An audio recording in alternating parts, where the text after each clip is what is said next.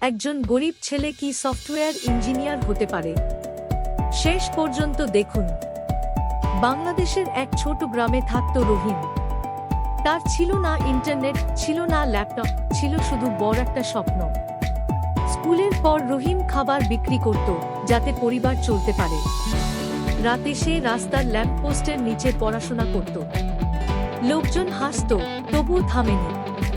কয়েক বছর পর রহিম হয়ে ওঠে একজন সফটওয়্যার ইঞ্জিনিয়ার। তার তৈরি অ্যাপ ব্যবহার করছে হাজার হাজার মানুষ। কেউ যখন জিজ্ঞেস করল কিভাবে সফল হলে, রহিম বলল, আমি আমার অবস্থার চেয়েও বড় স্বপ্ন দেখেছি। এখন সে গরিব ছাত্রদের জন্য শিক্ষা ফান্ড দেয়। আপনি যেখান থেকেই শুরু করুন না কেন, স্বপ্ন বড় হলে সফলতা সম্ভব। প্রতিদিন বড় স্বপ্ন দেখুন।